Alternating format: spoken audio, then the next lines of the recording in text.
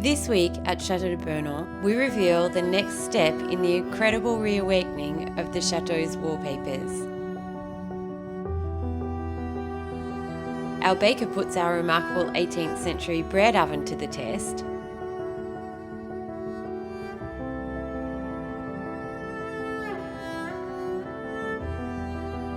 And the restoration of the chateau's epic coats of arms reaches its crowning point.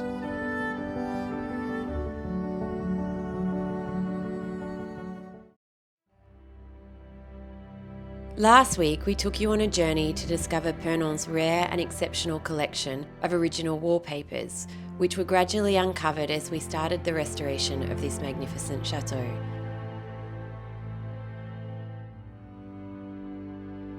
This week, we reveal the choice of wallpaper we have made for a first floor ensuite.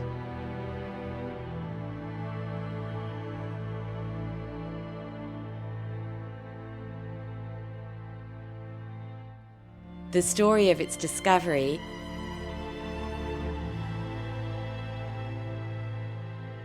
and how this wallpaper is now being brought back to life using traditional techniques.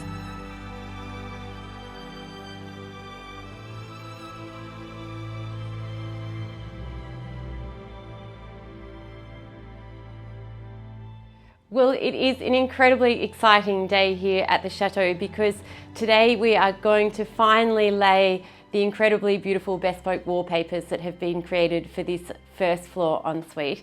And it's the culmination of two really big projects for us actually. The first is one that we've spoken about a lot through this process of this ensuite, and it is the arrival and evacuation of water and electricity. And that has been a project for this entire eastern wing of the Chateau, which has been huge. The second is one that we have not spoken about yet, but is incredibly exciting. So the wallpaper that we are going to hang today in this room is actually a design that has been created from a wallpaper that was found here at Pernon.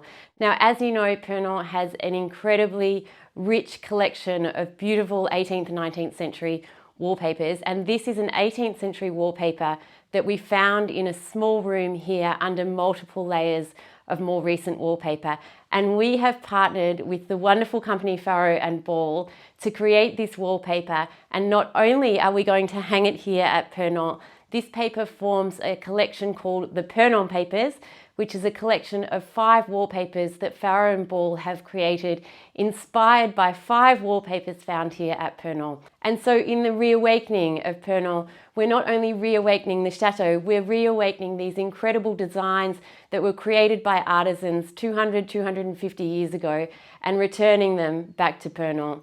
This is really such an exciting thing, and not only are they being returned to Pernon, you can have them in your own home as well and be surrounded by these beautiful designs in your own home. So this for me is really honestly one of the most exciting days I've had since arriving here at Pernon 4 years ago now. Let's get this beautiful wallpaper up.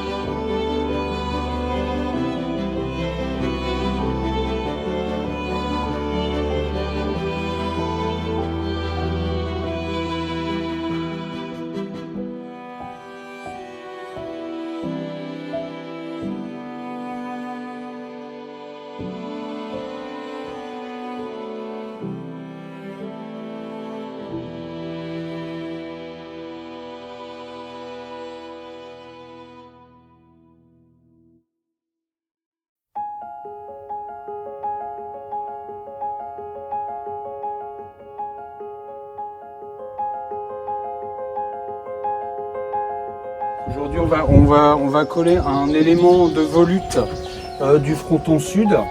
Donc on va s'occuper de le remettre en place. C'est le fragment qui vient ici.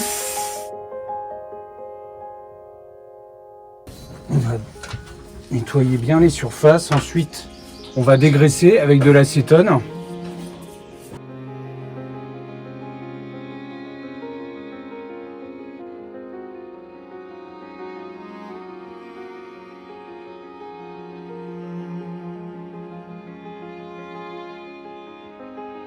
Donc ensuite, on va remettre le fragment en place et on va vérifier que notre montage tient bien. Parce qu'après, on ne pourra plus y retoucher une fois qu'on aura tout collé. Alors.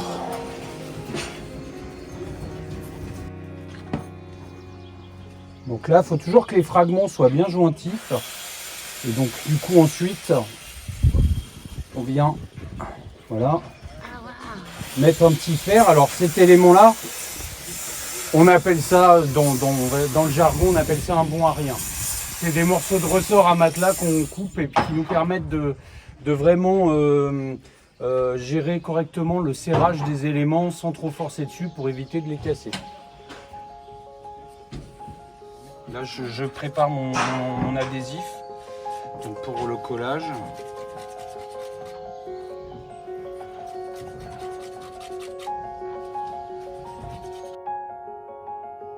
Là, on va en coller par point en fait. On met des petits points d'adhésif réguliers.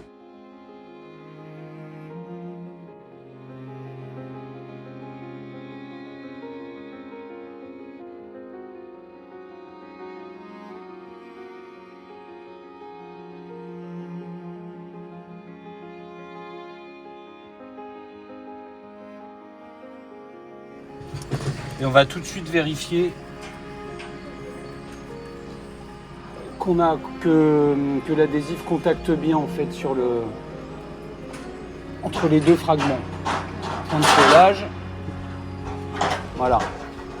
Ceux du fond pas très bien marché. Donc on va en rajouter un petit peu.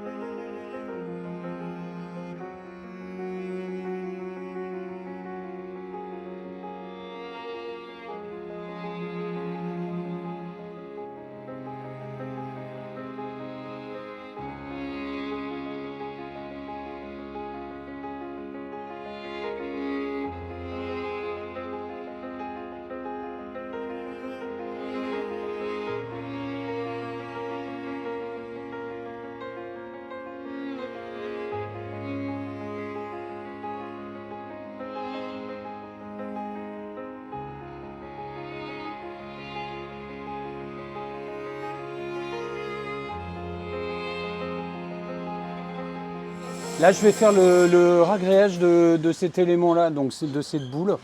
Donc, pour ça, faut un peu humidifier quand même, pour que le mortier puisse bien accrocher. Donc, on va reprendre aussi les éléments de feuillage, là, toutes ces petites zones qui sont très abîmées. Après, c'est très localisé, mais c'est surtout en partie à cause des pigeons. Là, on voit bien les traces de pattes des pigeons quand ils viennent se poser. Donc là, je vais appliquer du mortier pour refaire la forme.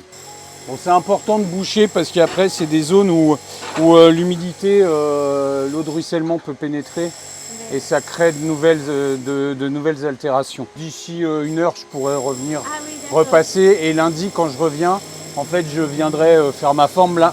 Là, exactement comme j'ai fait ici. Une fois que c'est sec, là, dedans, je vais retailler la petite fleur de lys qui est là. J'avais commencé à faire un vague dessin et je vais retailler les petits décors là du blason. Oui. Voilà.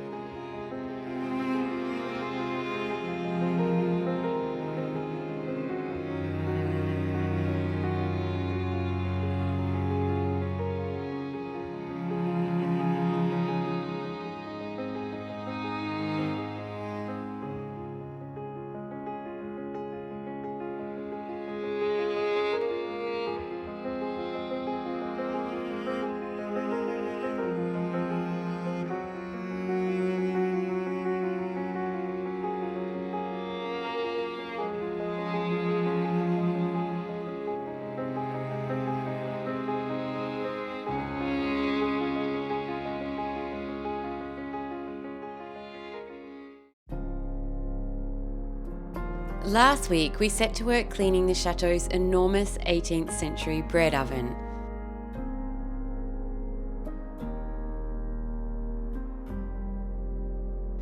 This week, a local baker comes past and treats us to freshly baked bread directly from the chateau's original boulangerie.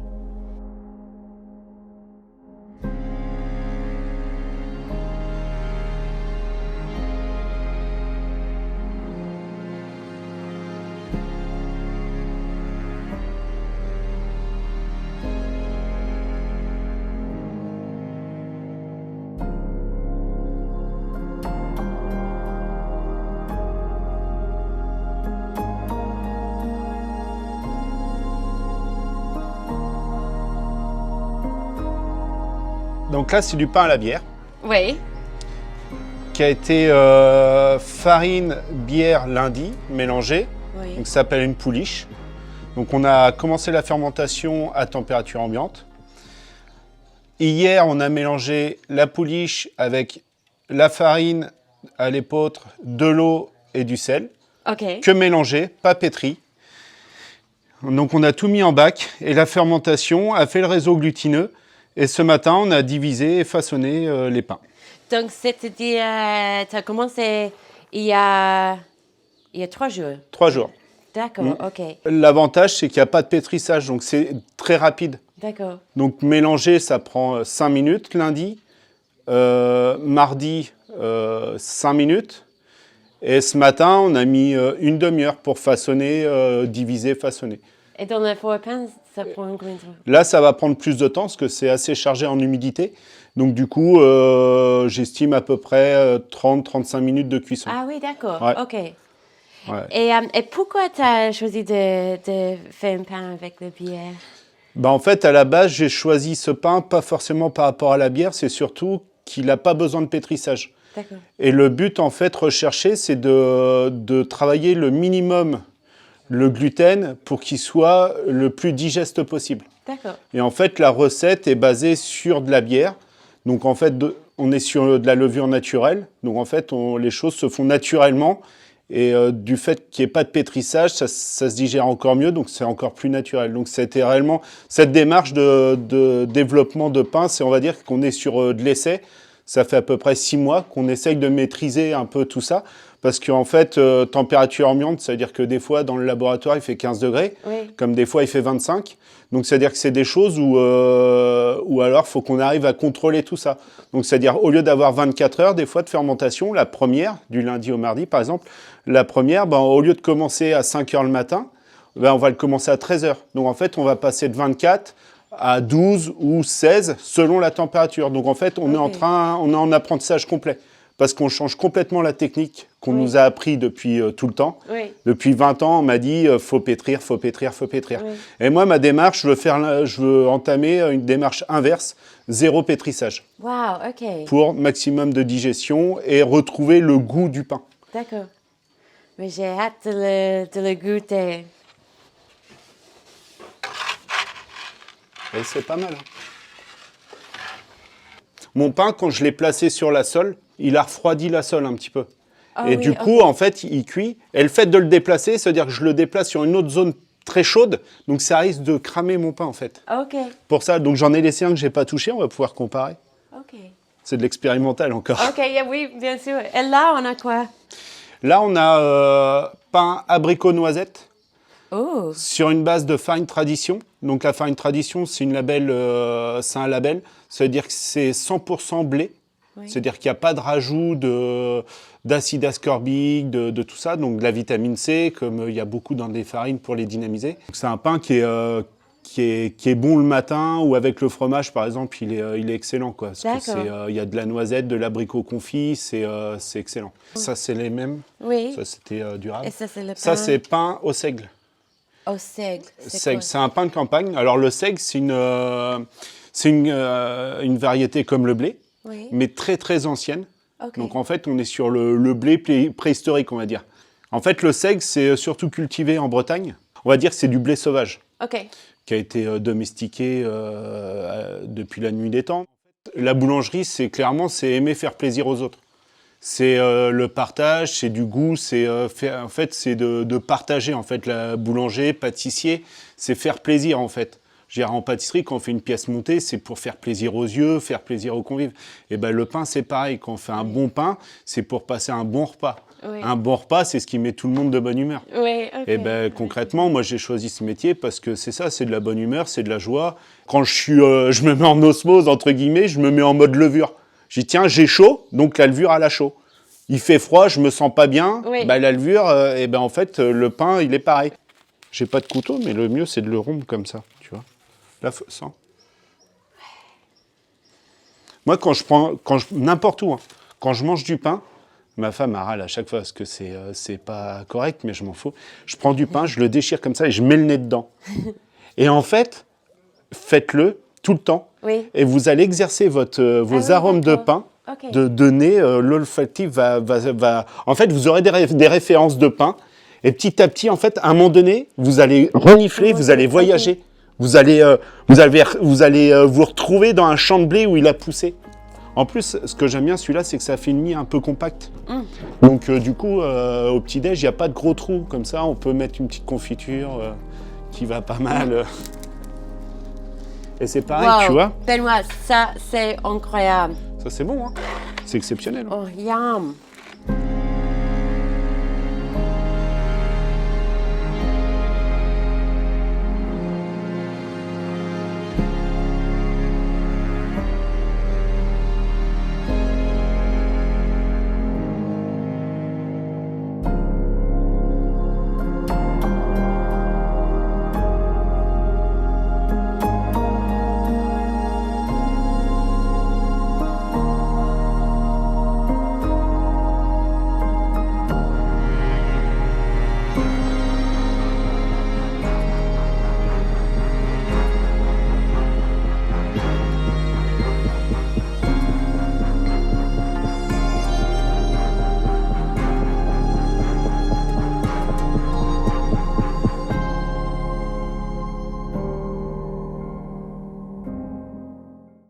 Well, that's the end of a thrilling week here at the Chateau. Remember, as always, if you'd like to follow the restoration of Chateau de Pernon more closely, we post a daily update over on our Instagram stories.